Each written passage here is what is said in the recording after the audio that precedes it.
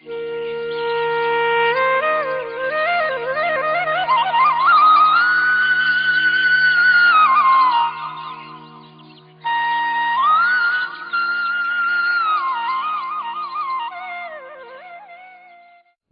कृपेने सर्व साधू संतांच्या आशीर्वादाने पुण्यसलीला इंद्रायणी मातेच्या पावनतीरावर महाराजांच्या मार्गदर्शनाने संस्थांद्वारे चालू असलेला हा अष्टादशाह 1 महिन्याचा सत्संग सर्व गुरुवर्यांच्या उपस्थित गुरुबंधूच्या उपस्थित या ठिकाणी प्रारंभ झालेला आहे. सर्व शास्त्राचं सार ज्या 2 ग्रंथामध्ये थोडक्यात सांगितलेलं आहे असे हे 2 ग्रंथ, एक म्हणजे पंचदशी आणि अमृतानुभव, याचं चिंतन आपल्याला या ठिकाणी सर्व संतांच्या सर्व गुरुबंधूंच्या सहवासामध्ये या ठिकाणी प्राप्त होणार आहे. पंचदशी ग्रंथाचं महत्त्व किती आहे 1 मिनिटामध्ये गोष्ट सांगणार आहे. 1 वर्षापूर्वी एक परदेशी व्यक्ती माऊलीच्या मंदिरात दर्शनाला आली आणि आल्यानंतर नेमका मी दर्शनाला गेलो होतो. काही विद्यार्थ्यांनी त्या व्यक्तीची माझ्याशी भेट घडवून आणली. त्याला दुसरं हिंदी कळत नव्हतं, मराठी कळत नव्हतं. इंग्रजीमध्ये त्याने विचारलं की ही सगळी मुलं दिसतात, काय करतात इथे? मी म्हटलं अभ्यास करतात, अध्यात्माचा अभ्यास करतात. काय काय तुम्ही शिकता असं विचारलं त्याने. मी त्याला सांगितलं वी स्टडी विचारसागर पंचदशी म्हटल्यानंतर तो म्हटला पंचदशी कोण शिकवतं तुम्हाला? मी ती संस्थेमध्ये घेऊन गेलो. गुरुवारी बाबांचं दर्शन करायला लावलं. बाबांना पाहिल्यानंतर तो अवाकच झाला. म्हटला so simple man teaching Panchadashi. म्हटलं एवढं सामान्य व्यक्तिमत्व आणि पंचदशी शिकवतात म्हणे. तो म्हटला मी I have spent lakhs of rupees on Panchadashi. तो म्हटला मी हजारो लाखो रुपये खर्च केले, पण पंचदशी शिकवणारा आम्हाला कोणी भेटत नाही. मी त्याच्याकरता ऋषिकेशला जातो, हरिद्वारला जातो. म्हटलं तुम्हाला शिकवणारा भेटत नाही, आमच्याकडे शिकणारे भेटत नाही.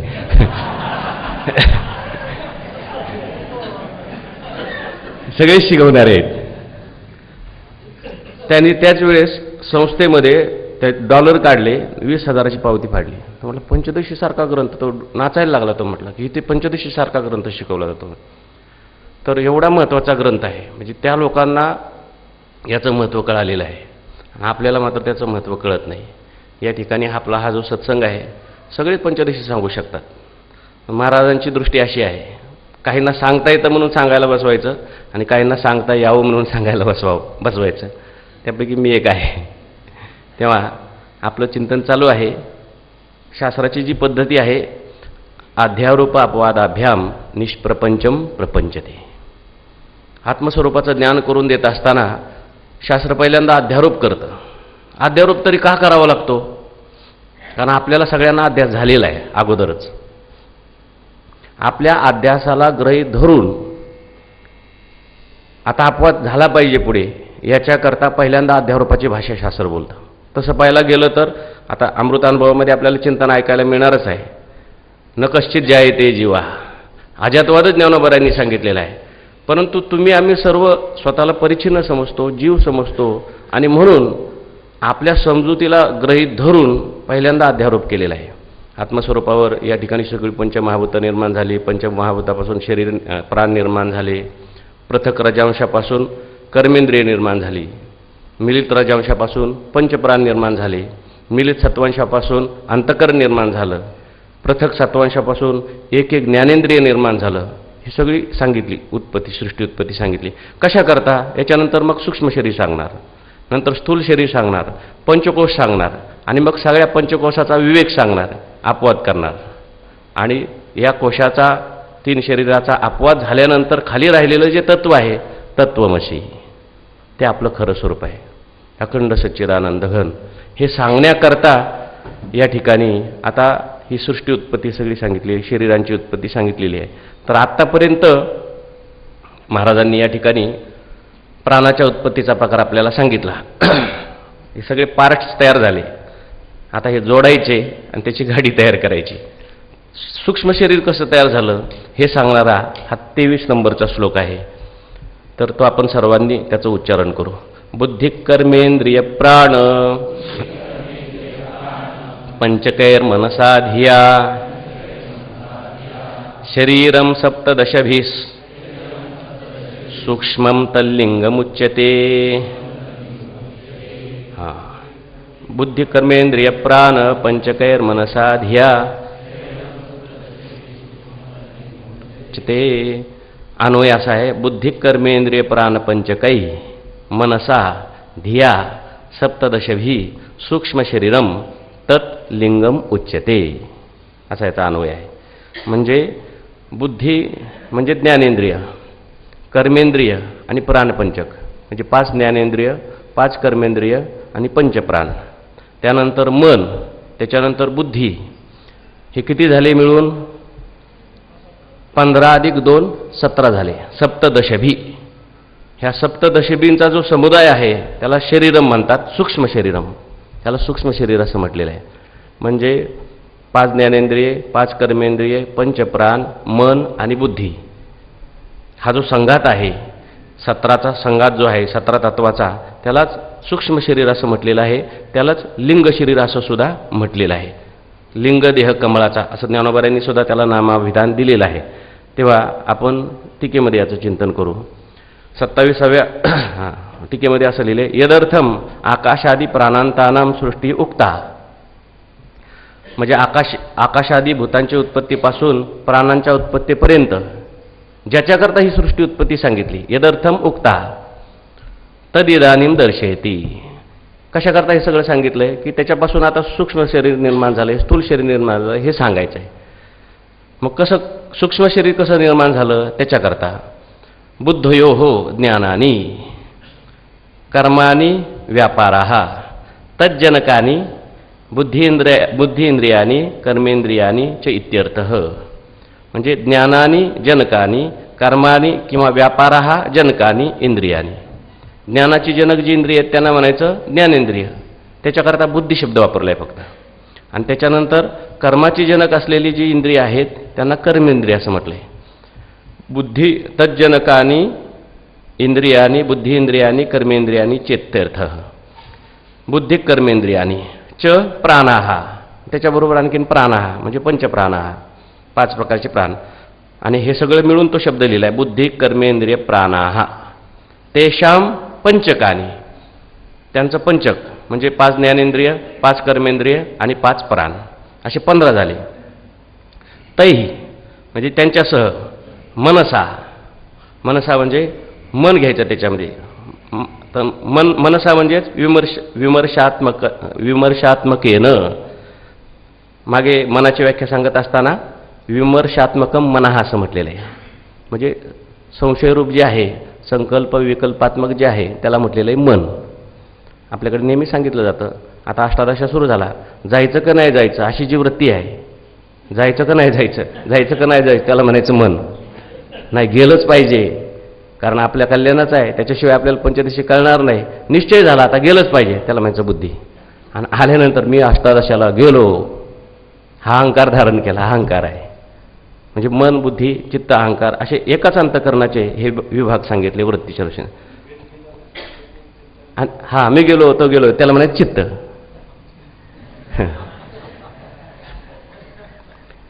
तैर मनसा विमर्शात्मकेनं धिया निश्चयरूपया बुद्ध्या. आणि निश्चयरूप असलेली बुद्धी च सह सप्तदशभी सप्तदश संख्या कैही सूक्ष्म शरीरम भवती. आणि ह्या 17 तत्वाचं मिळून सूक्ष्म शरीर होतं. तस्यैव संज्ञांतरम आह. आणि त्यालाच दुसरं एक नाव आहे ते सांगितलंय, तत्लिंगम उच्यते. त्याला लिंग शरीर सुद्धा असं म्हटलेलं आहे. उच्यते वेदांतेषु इत्यर्थ.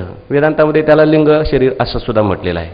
एवं सूक्ष्म शरीरम अभिधाय तद अभिमानित्व प्रयुक्त प्राज्ञेश्वरयोः अवस्थांतरम दर्शयती.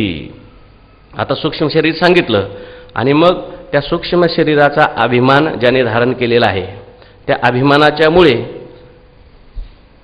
प्राज्ञ ईश्वरयोः अवस्थांतरम दर्शयती. प्राज्ञ आणि ईश्वर यांना सुद्धा त्यांचं अवस्थांतर झाल्यामुळे नाव प्राप्त होतं. कोणतं नाव प्राप्त होतं ते तुम्हाला आता पुढे सांगणार आहेत. कारण शरीराभिमानी जो आहे तो प्राज्ञ आहे, वेष्टीकारण शरीराभिमानी. आणि समष्टीकारण शरीराभिमानी जो आहे त्याला आपण काय म्हणतो, ईश्वर. तेव्हा आता सूक्ष्म शरीर सांगितलं, मग सूक्ष्म शरीराचा अभिमान धारण केल्यानंतर जो प्राज्ञ असतो त्याला तैजस हे नाव प्राप्त होतं. आणि समष्टी शरीराचा, कारण शरीराचा अभिमानी जो आहे ईश्वर, त्याने समष्टी सूक्ष्म शरीराचा अभिमान धारण केल्यानंतर त्याला काय नाव प्राप्त होतं? हिरण्यगर्भ नाव प्राप्त होतं. ते पुढे सांगणार आहेत आता ह्या श्लोकामध्ये. श्लोकाचं उच्चारण करा. प्राज्ञस्तत अभिमानेन तैजसत्वं प्रपद्यते हिरण्यगर्भतामीश तयो वेष्टि समष्टिता. प्राज्ञस्तताभिमानेन तैजसत्वं प्रपद्यते हिरण्यगर्भ तयोर्वेष्टि समष्टिता. प्राज्ञ. आता प्राज्ञ कशाला म्हणतात? पाठीमागं सांगितलेलं आहे. मलिन सत्व प्रधान अविद्योपादिको जीवहा. प्राज्ञाची व्याख्या आपल्याला पाठीमागे गेली, त्याच्यामुळे याचा विस्तार मी करत नाही. तत्र तेज शब्दवाच्य अंतकरण उपलक्षित लिंग शरीरे. तेज शब्दवाच्य असलेलं अंतकरण. अंतकरणाला काही ठिकाणी तेज असंही म्हटलेलं आहे. पितांबरदासांनी खाली टिप्पणीमध्ये दिले बघा, का तेज म्हणायचं त्याला त्याचं. तर अंतकरण उपलक्षित लिंग शरीरे. आता या लिंग शरीरामध्ये अंतकरणाचं उपलक्षण आलेलं आहे की नाही? मन आणि बुद्धी लिंग शरीरामध्ये. तर असं असलेलं हे जे लिंग शरीर आहे, तत्र तेज शब्दवाच्य अंतकरण उपलक्षित लिंग शरीरे अभिमानेन, म्हणजेच तादात्म्य अभिमानेन, त्याच्याशी तादात्म्य घेतल्यामुळे तैजसत्वम तैजस नामकत्वम प्रपद्यते प्राप्नोती. म्हणजे प्राज्ञ कशा भावाला प्राप्त होतो? तैजस भावाला प्राप्त होतो. प्राज्ञ जो असतो तो तैजस होऊन जातो. ईश विशुद्ध सत्व प्रधान. आता ईश कोणाला म्हटलेलं आहे? ईशाची व्याख्या मायाबिंब वशीकृत्य तामस्यात सर्वज्ञ ईश्वरामागे व्याख्या गेलेली आहे. तर हा जो ईश्वर आहे, ईश्वरा ईश विशुद्ध सत्व प्रधान मायोपाधिक परमेश्वर तत्र शरीरे अहमित्याभिमानेन हिरण्यगर्भताम हिरण्यगर्भसंज्ञकत्वं प्रतिपद्यते इति अनुषंगा. तर तो ईश्वरच जो आहे तो काय हिरण्यगर्भ नावाला त्या ठिकाणी प्राप्त होतो. म्हणजे समष्टी सूक्ष्म शरीराचा अभिमान धारण केल्यामुळे ईश्वर जो आहे तो हिरण्यगर्भतेला प्राप्त होतो. हिरण्यगर्भ नावाला काय होतो? प्राप्त होत असतो. मग इथे शंका केली त्यांनी. तैजस हिरण्यगर्भयोः लिंग शरीराभिमाने समाने सती तयोः परस्परम भेदम किम निबंधनम इत्यतः. लिंग शरीराचाच अभिमान धारण केला की नाही? प्राज्ञाने लिंग शरीराचा अभिमान धारण केला आणि ईश्वराने लिंग शरीराचा अभिमान धारण केला. तर एकाचं नाव काय पडलं? तैजस. आणि दुसऱ्याचं नाव काय पडलं? हिरण्यगर्भ. ही एकाच लिंग शरीराचा अभिमान धारण केल्यामुळे दोन दोन नावं तुम्ही का बरं सांगितली? असं सांगितलं. तर ते सांगतात तयो वेष्टी समष्टिता हा, की त्यांच्यामध्ये एक आहे वेष्टीचा अभिमानी आणि दुसरा आहे समष्टीचा अभिमानी. तयोः तेजस हिरण्यगर्भयोः वेष्टित्वं समष्टित्वं भवति अतएव भेद इत्यर्थः.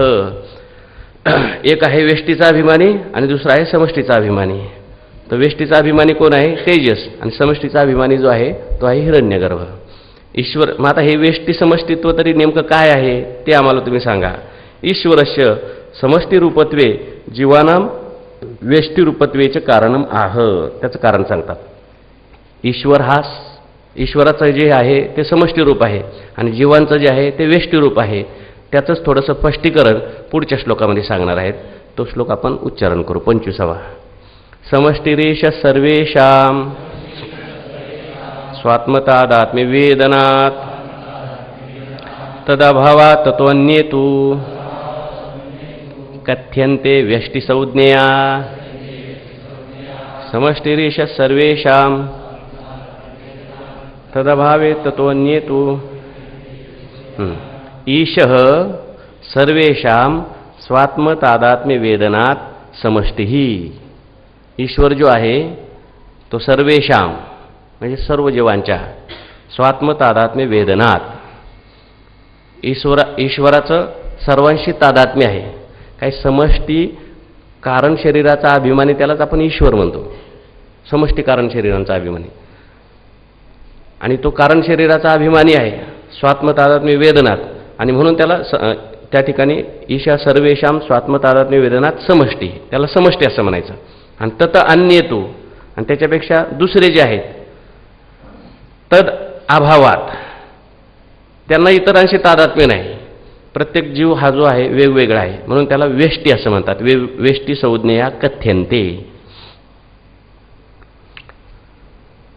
त्याचं स्पष्टीकरण पुढे टीकेमध्ये दिलेलं आहे आणखीन. ईशा ईश्वरो हिरण्यगर्भ, म्हणजे ईशा म्हणजे ईश्वर हो, आणि त्यालाच हिरण्यगर्भ असं नाव प्राप्त झालंय. हिरण्यगर्भ नाव का प्राप्त झालंय? सूक्ष्म शरीराचा अभिमानी झालेला आहे म्हणून त्याला हिरण्यगर्भ नाव प्राप्त झाले, शरीराचा अभिमानी. आणि कारण शरीराचा अभिमानी जो आहे तो ईश्वर, ईश्वर हा हिरण्यगर्भ. सर्वेषाम लिंग शरीर उपाधिकानाम तैजसानाम, सर्व जे लिंग शरीर उपाधिक तेजस जीव आहेत त्यांच्या स्वात्म तादात्म्य वेदनात, स्वात्म्य तादात्म्य एकत्वस्य वेदनात ज्ञानात असं वर्णन केलं आहे. स्वात्म्य तादात्म्यस्य एकत्वस्य वेदनात, म्हणजे भगवान परमात्म्याला ईश्वराला त्यांनी असं वर्णन केलं आहे की सगळे जे जीव आहेत ते सगळे माझे आत्मा आहेत असं ज्ञान आहे. ईश्वराला कधी भ्रम नाही. आणि सर्वांची अंतःकरण उपाधी आहे, ती समष्टी अंतःकरण उपाधीशी तादात्म्य ईश्वराला असल्यामुळे, तादात्म्य असून सुद्धा महाराजांनी आता सांगितलं, मी विचारलं तर काय ईशद भेदा,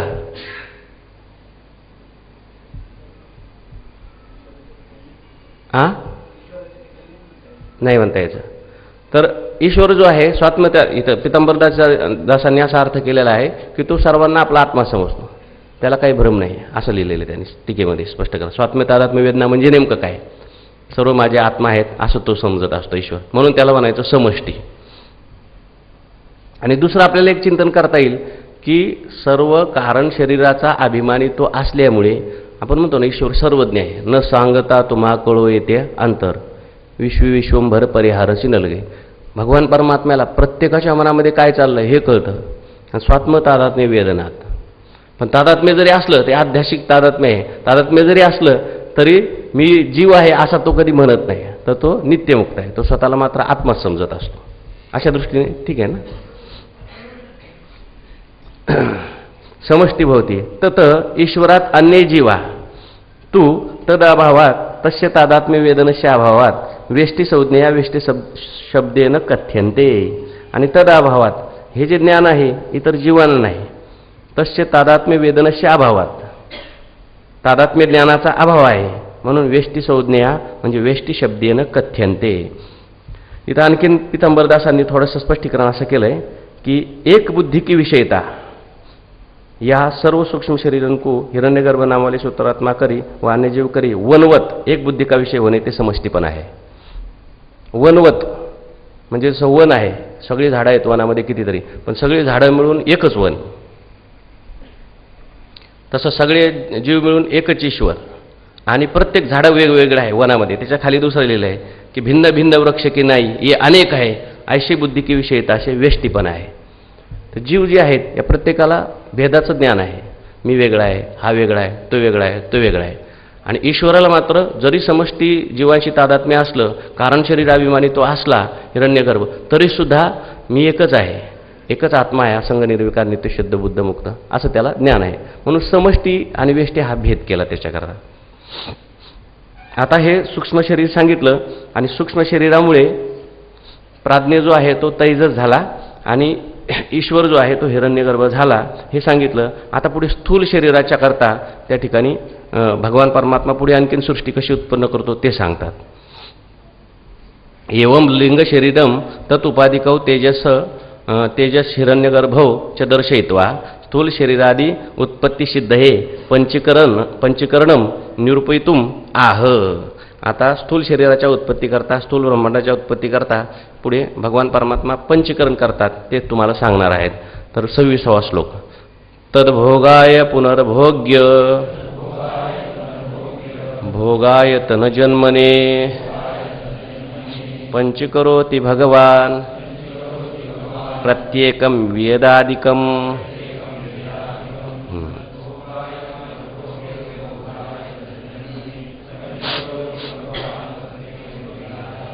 अन्वय भगवान पुनः परत एकदा भगवान तद्भोगाय, तद्भोगाय म्हणजे जीवानाम भोगाय तेषाम भोगाय, जीवांच्या भोगाकार. भोगाय म्हणजे सुखदुःखाचे भोग मिळावेत म्हणून.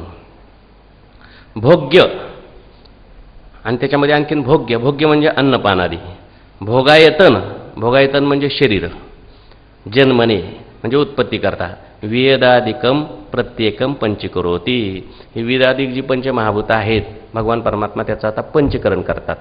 आतापर्यंतची जी सृष्टी उत्पत्ती सांगितली ती अपंचीकृत पंचमहाभूताची सांगितली, आणि इथून पुढे आता स्थूल सृष्टी जी आहे ते मात्र पंचीकृत पंचमहाभूतांचं कार्य आहे. तर भगवान ऐश्वर्यादी गुण षटक संपन्न, म्हणजे ऐश्वर्यादी सर्व 6 गुण भगवान परमात्म्याच्या ठिकाणी आहेत, आणि म्हणून त्याला भगवान असं म्हटलंय. षण्णाम भगिती रणत असं म्हटलेलं आहे. 6 गुण जे आहेत, ऐका यशश्री अवधारी ज्ञानवैराग्य ऐका यशश्री अवधारी ज्ञानवैराग्य ऐश्वर्य, असे 6 गुण त्याच्या ठिकाणी आहेत म्हणून त्याला भगवान म्हटलंय. परमेश्वर पुनः पुनरपी तद्भोगाय, म्हणजे तेषाम जीवानां भोगाय एव, जीवांच्या भोगाकरता. भोग्य भोगायतन जन्मने, भोग्य म्हणजे काय तर भोग्यस्य म्हणजे अन्नपानादे. हे भोग कोणता सुखदुःख, भोग्य कोणतं अन्नपानादी, आणि भोगायतन कोणतं शरीर, हे लक्षात ठेवा. भोग्य भोगायतन जन्मने म्हणजे भोग्यस्य अन्नपानादे भोगायतनस्य जरायुजादी चतुर्विध शरीरजातस्य च जन्मने.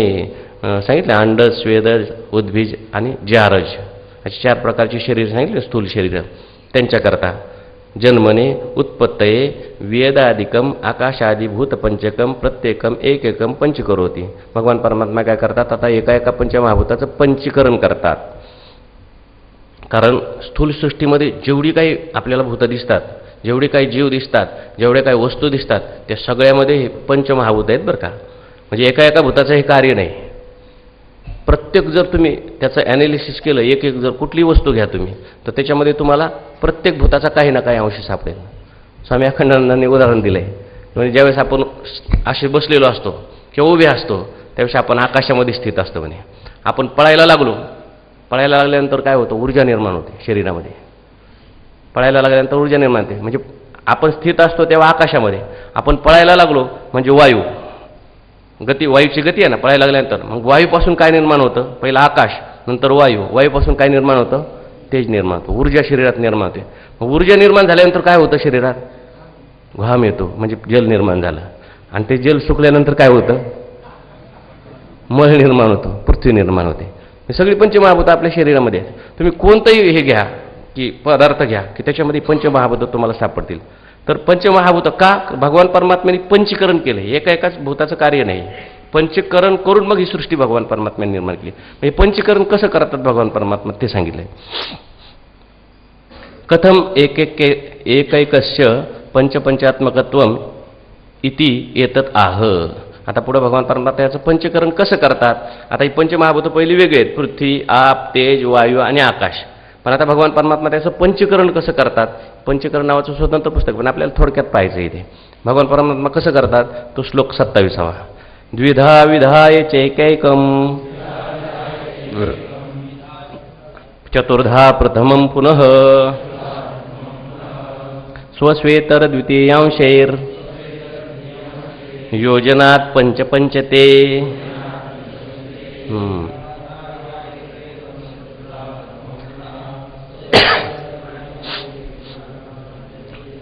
एकेकम द्विधा विधाय पुन्हा च प्रथमम चतुर्धा. म्हणजे एक एक पंचमहाभूत आहेत त्याचे 2 भाग करायचे. 2 भाग झाले म्हणजे 50% 50% असे 2 भाग झाले. पुन्हा च प्रथमम चतुर्धा म्हणजे 50% भाग तसाच ठेवला एका भूताचा, आणि दुसरा 50% भाग आहे त्याचे पुन्हा 4 भाग करायचे.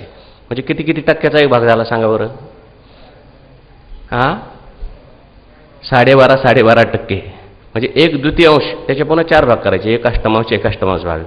तर 12.5% इतर जे 4 भाग झाले म्हणजे एक अर्धा तासच ठेवला प्रत्येक पंचमहाभूतातला, अर्धा 50%, आणि अर्धा जो राहिलेला आहे 50%, त्या 50%चे 4 भाग केले म्हणजे 12.5 असे मिळून ते 50 होतात. तर मग तो एक जो भाग आहे तो इतर पंचमहाभूतामध्ये मिसळायचा. म्हणजे आकाशाचा स्वतःचा किती राहिला 50%, आणि आकाशामध्ये 12.5 राहणार वायूचा, 12.5 राहणार तेजाचा, 12.5 राहणार जलाचा, आणि 12.5 राहणार पृथ्वीचा. याला म्हणायचं पंचीकरण. ते स्पष्ट करून पुढे सांगितलंय. टीका वेदादिकम एकेकम द्विधा द्विधा. आता हे द्विधा शब्द एकदा जरी दिलेला असला तर ते म्हणतात की तंत्रेनं उच्चारिता, तंत्राने उच्चारण केलेले आहे, म्हणजे विशिष्ट प्रकाराने तो म्हटलेला आहे. एकदा म्हटला तर तो दोन अर्थाने घ्यायचा, द्विधा. तंत्रेनं उच्चारिता द्विधा हा शब्द. विधाय, द्विधा म्हणजे विधाय कृत्वा, भागद्वयो उपेतम कृत्वा इत्यर्थ, म्हणजे एका पंचमहाभूताचे दोन भाग करून. पुनश्च पुनरपि प्रथमम भागम, मग राहिलेला एक जो भाग आहे, अर्धा भाग केला वेगळा आणि दुसरा राहिलेला अर्धा भाग आहे.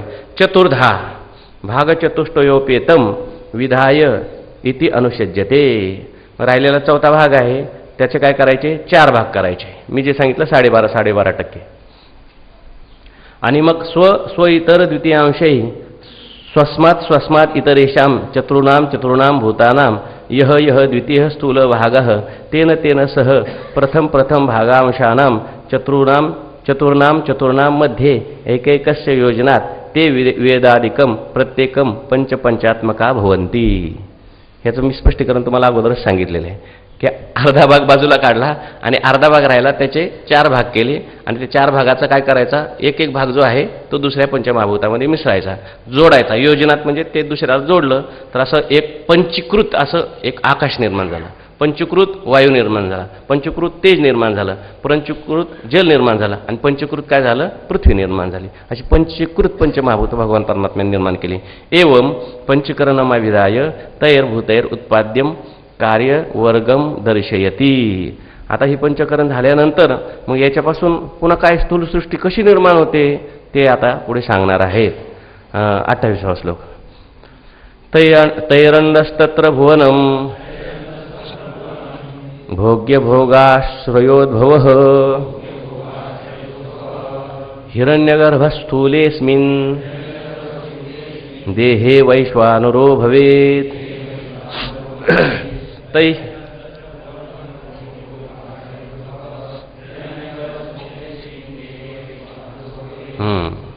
अन्वय बघा आता. तै अंडः, त्याच्यापासून काय निर्माण होतं, मग पुढे ब्रह्मांड निर्माण होतं. तत्र भुवन भोग्य भोगाश्रयोद्भवः, म्हणजे संपूर्ण भुवनासाठी भोग्य आणि भोगाचा आश्रय असलेलं हे ब्रह्मांड त्या ठिकाणी निर्माण होतं. आणि अस्मिन् स्थूल देहे हिरण्यगर्भः वैश्वानरः भवेत्. आणि मग या स्थूल देहामध्ये, या स्थूल देहाचा अभिमान केल्यामुळेच हिरण्यगर्भ जो आहे, समष्टी सूक्ष्म शरीर अभिमानी हिरण्यगर्भ, तोच समष्टी स्थूल शरीराचा अभिमान होऊन पुढं काय होणार आहे, आता वैश्वानर होणार आहे, म्हणजे विराट होणार आहे. बघा आता टीका. तै पंचीकृतै भूतैर उपादानकारभूतै अंडः म्हणजे ब्रह्मांड उत्पद्यते.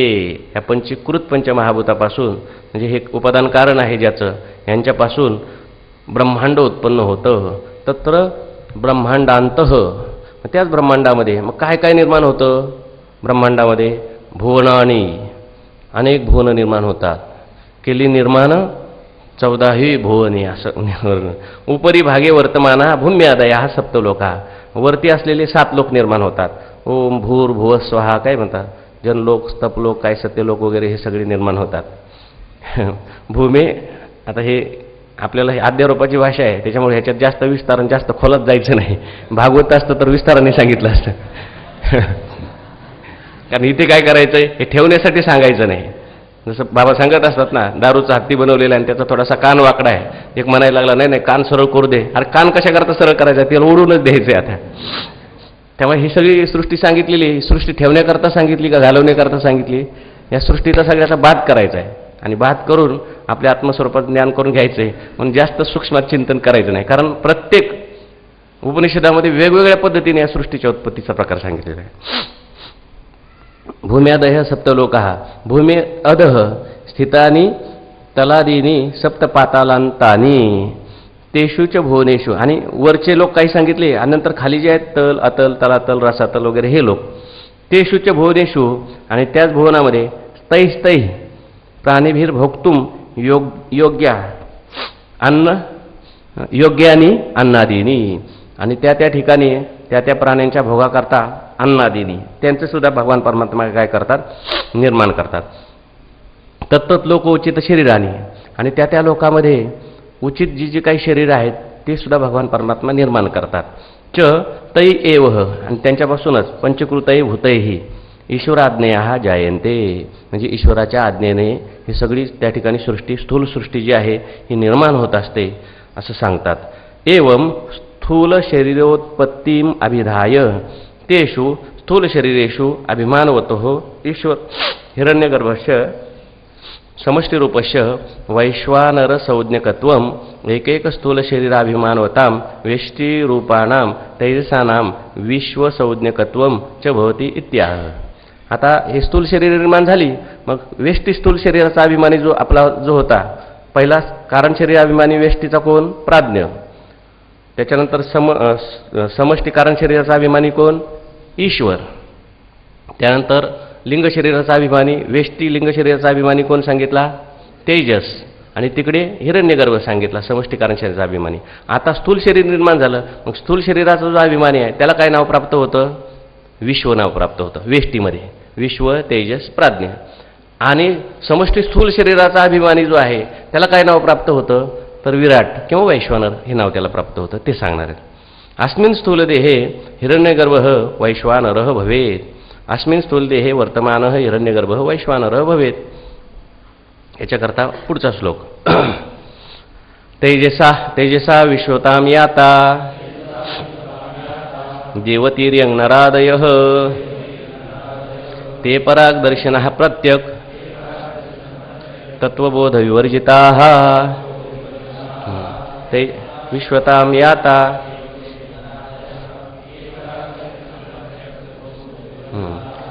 तेजसा विश्वतां याता. हा तेजसा जे आहेत हे तेजस असलेले जे जीव आहेत वेष्टी सगळे लिंग शरीराभिमानी, ते लिंग शरीराभिमानी पुढे स्थूल शरीराचा वेष्टी स्थूल शरीराचा अभिमान धारण करतात.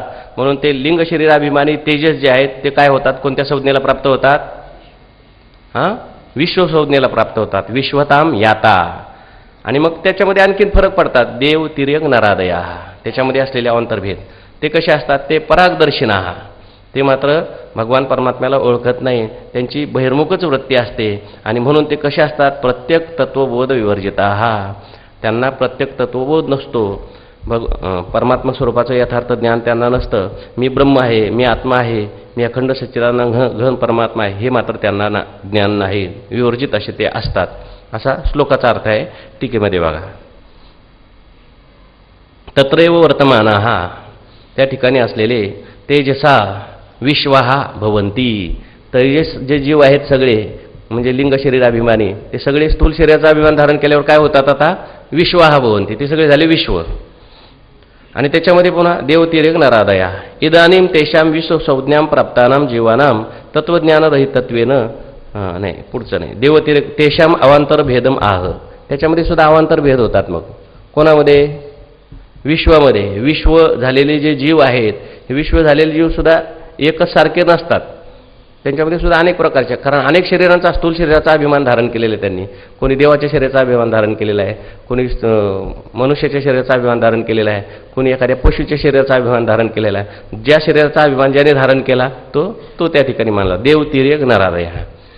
आणि इदानीं तेषां विश्वसंज्ञां प्राप्तानां जीवानां तत्वज्ञानरहितत्वेन संसारापत्ती प्रकारं सदृष्टांतम श्लोकद्वयेन आह. आणि या ठिकाणी मग काय होतं?